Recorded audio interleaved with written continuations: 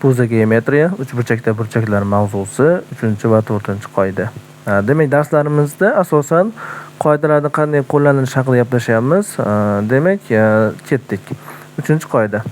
3-qoida aytilyaptiki, ikkita ichki burchaklar yig'indisi nima bo'lar ekan? Bitta tashqi burchakning qiymatiga teng bo'lar ekan. Ya'ni ikkita ichki burchakni qo'shsak, 3-burchakni tashqi burchagiga teng bo'lar ekan. Xo'p, demak, birinchi misolni ko'rib chiqsak.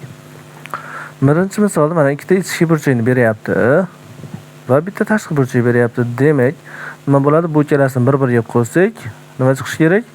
Tashqaridagi burchak chiqishi kerak. Demak, yozamiz. X plus 20 qo'shilgan ikkita x minus 15 teng x plus 45. Xo'p, demak, x dan bir tarafga olib o'tsak, ikkita x qoladi. Teng 20 dan 15 ta ayirsak 5, 5 ni bu yoqqa olib o'tsak, ayirish bo'lib o'tsa 40 qolar ekan. X teng 40 ni 2 ga bo'lsak 20. Bizga berilgan javob bilan bir xilda chiqdi, demak, to'g'ri ishlabmiz. Ikkinchi misolimizda e'tibor qaratadigan joyimiz xuddi shu qoidaga tushirish harakat qilamiz. Biz alfani topishimiz kerak. Bizda mana ikkita ichki burchak berilyapti. Demak, bular ikkalasini bir-biriga qo'shadigan bo'lsak, nimani beradi? Bu yerdagi burchakni beradi. Undan keyin nima qilamiz? Bu uchala burchakni qo'shsak, umumiy mana shu A, B aytaylik, bu yerda qanaqadir D burchak, A, B, D uchburchakni ichki burchaklar yig'indisini beradi. Yoki bo'lmasa ikkinchi yo'limiz nima qilishimiz mumkin? Katta A, B, C uchburchakni barcha burchaklarni qo'shib turib, keyin chiqarishimiz ham mumkin. Lekin qoidadan foydalanmoqchi bo'lsak, bu ishni qilamiz. Demak, yozaman. A, B, D uchburchakning ichki burchaklari 60 qo'shilgan 40 qo'shilgan bu burchagimiz 50 plus alfa ga teng. 50 plus alfa teng 180. Bu yerdan alfani qoldirsak, chap tarafda qolgan hammasini o'ng tarafga olib o'tsak, 150 bo'ladi buning qiymati.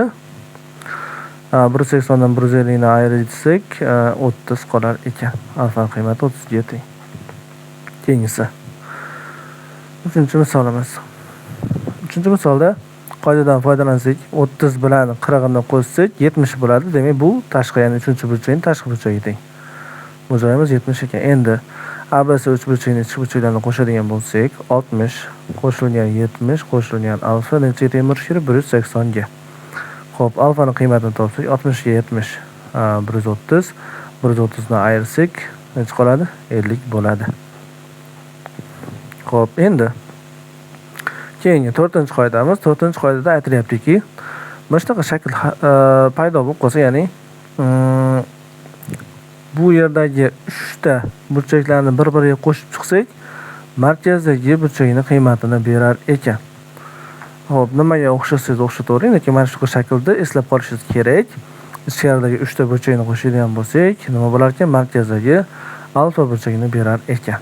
Xo'p, yaxshi. Misollarga o'tamiz. Birinchisi juda ham oson. Alfaning qiymatini topish uchun nima qilish kerak? Bu uchala burchakni bir-biriga o'zaro qo'shish kerak. Alfa teng 70 qo'shilgan 30 qo'shilgan 40. 70 30 100, 100 ga 40, 140. Keyingi misolimiz. Xo'p, bunda ham o'sha qoidani qo'llasak, 65 40 alfani qo'shsak, necha teng bo'lishi kerak? 150 ga. Yozaman. Alfa qo'shilgan 65 qo'shilgan 40 teng 150. Bu yerdan alfani topsak, 105 bo'ladi bu. 105 ni bu yoqqa ayirib qilib olib o'tsak, 45 qoladi. Demak, alfaning qiymati 45 ga teng ekan. Xo'p, bundan keyingisi vertikal burchaklar o'zaro teng degan qoidadan foydalansak, bu yerimiz 40 gradus bo'lsa, bu joyimiz ham necha bo'ladi? 40 gradus bo'ladi. Endi qoidaga tushirsak bo'ladi. Bu uchalasini 50, 40 va 60 ni qo'shsak, alfaning qiymatini beradi. Yozamiz. Alfa teng 60 qo'shilgan 50 qo'shilgan 40. Xo'p, jamisi 150 bo'ladi. Demak, 3 bilan 4-qoida bo'yicha misollarimiz qisqacha shundan iborat. Agar Pulza geometriya kitobini PDF varianti sizda bo'lsa, mana shu qoidalar tugagandan keyin testlar keladi. Ya'ni birinchi bo'lib doim nima qiling? Qoidalarni yaxshilab o'rganib chiqing. Iloji bo'lsa yodlab oling. Undan keyin uni pastida xuddi shunaqa namunaviy misollar berilgan, javoblar ham berilgan. Ishlab ko'ring. Ishlaganingizda agar xato bo'lsa, javob boshqa chiqadi. Aytaylik, mana bizda hammasida mana 150 mi? 150. To'g'ri chiqyapti. Demak, to'g'ri ishladimi ekan deb o'zingiz tekshirasiz. Hamma qoidalarni o'rganib bo'lgandan keyin nima qilishingiz mumkin? Testlarni ishlashingiz mumkin. Menimcha bugungi darsimiz ancha foydali bo'ldi. E'tiboringiz uchun kattakon rahmat.